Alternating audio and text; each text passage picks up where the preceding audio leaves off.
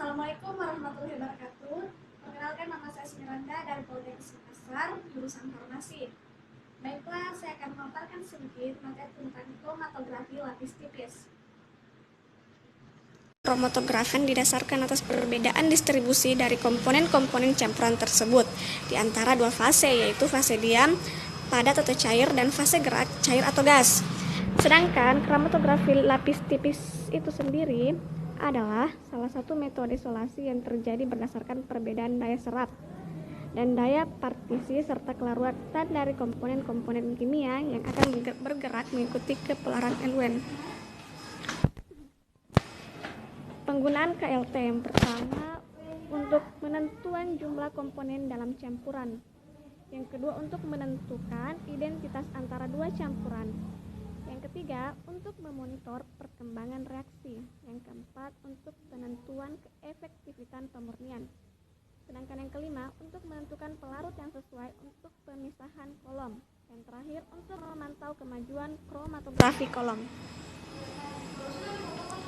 Pada KLT, identifikasi senyawa dapat dilakukan dengan RF.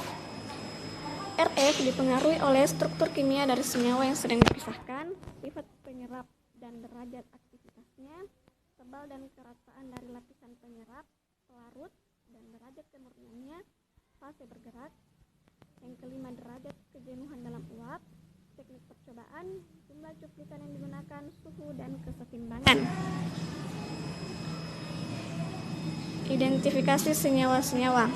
Senyawa-senyawa pada suatu campuran bisa dapat diketahui dengan membandingkan bercak-bercak hasil pelaksanaan kromatografi yang dibuat dengan bercak-bercak hasil kromatografi yang sudah diketahui jenis senyawanya, dengan membandingkan posisi dan warna bercak senyawanya pada plat KLT.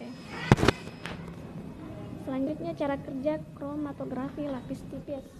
Yang pertama, sebuah garis menggunakan pensil digambar dekat bagian bawah lempengan dan setetes pelarut dari campuran pewarna ditempatkan pada garis itu.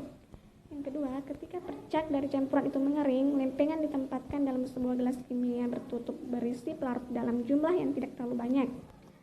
Perlu diperhatikan bahwa batas pelarut berada di bawah garis di mana posisi bercak berada.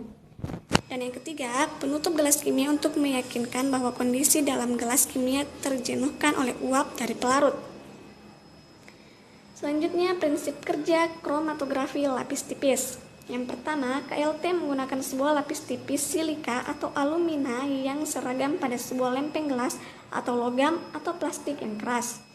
Yang kedua, gel silika atau alumina merupakan fase diam. Yang ketiga, fase gerak merupakan pelarut atau campuran pelarut yang sesuai. Dan yang keempat, pelaksanaan ini biasanya dalam pemisahan warna yang merupakan gabungan dari beberapa zat pewarna. Baiklah, sekarang kita masuk ke visualisasi.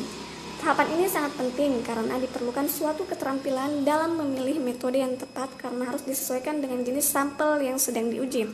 Salah satu yang dipakai adalah penyemprotan dengan larutan ninhidrin. Ninhidrin adalah suatu larutan yang akan digunakan untuk mendeteksi adanya gugus amina.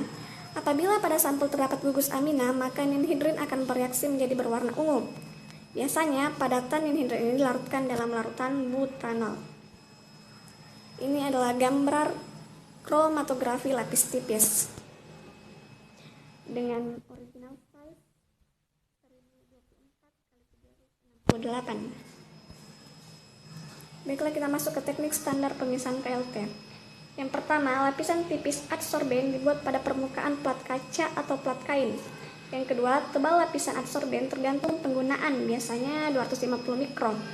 Larutan campuran senyawa yang akan dipisahkan diteteskan pada kira-kira 1,5 cm dari bagian bawah plat dengan pipet mikro atau sirinya. Zat pelarut yang terdapat pada sampel yang diteteskan kemudian diuapkan terlebih dahulu. Plat kromatografi dikembangkan dengan mencelupkan pada tangki yang berisi campuran zat pelarut.